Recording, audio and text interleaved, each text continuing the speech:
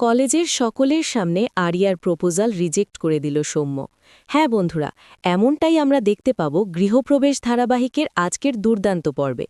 আজকের পর্বের শুরুতেই দেখা যাবে আরিয়া পুরো কলেজের সকলের সামনে হাঁটু গেড়ে বসে সৌম্যকে প্রপোজ করে, কিন্তু সৌম্য আরিয়াকে পরিষ্কারভাবে বলে দেয় তার মনে আরিয়ার জন্য কোনো ফিলিংস নেই। কিন্তু আরিয়া সৌম্যর হাত ধরে বলতে থাকে সে যেন একটা সুযোগ দেয় আরিয়াকে, কিন্তু সৌম্য আরিয়ার হাত নিজের থেকে সরিয়ে সেখান থেকে চলে যায়। সৌম্য চলে যাওয়ার পর আরিয়াও কাঁদতে কাঁদতে চলে যায়। এই ঘটনা নিজ চোখে দেখতে থাকে সাজ। আরিয়া চলে যাওয়ার পর শুভকে ফোন করে কলেজে ঘটে যাওয়া সমস্ত কিছু জানায়। তারপর সাজ আরিয়ার বন্ধুদের কাছে গিয়ে আরিয়ার ব্যাপারে জিজ্ঞেস করলে তারা কিছুই বলতে পারে না যে আরিয়া কোথায় আছে। এই কথা শুনে সাজ আরিয়াকে খুঁজতে থাকে, কিন্তু বৃষ্টি চলে আসায় সাজ বাড়ি ফিরে যায় আর শুভকে আরিয়ার নিখোঁজের খবরটা দেয়। শুভ তখন সাজকে বলে সৌম্য বলে ছেলেটাকে ফোন করে আরিয়া কোথায় আছে তা জিজ্ঞাসা করার জন্য। সাজ এক মুহূর্ত দেরি না করে সৌম্যকে ফোন করে।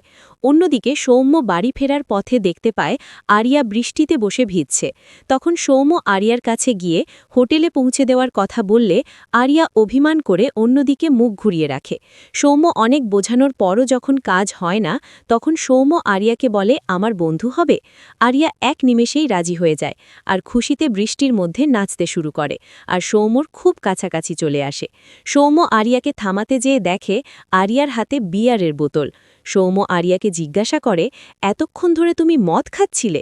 আরিয়া কিছু বলতে যাবে, তখনই অজ্ঞান হয়ে পড়ে যায়। ঠিক সেই মুহূর্তেই সৌম্যর ফোনে সাজের কল আসে। ফোন রিসিভ করতেই সাজ উদ্বিগ্ন হয়ে জিজ্ঞাসা করে আরিয়া কোথায়? তুমি কি জানো সৌম্যদা?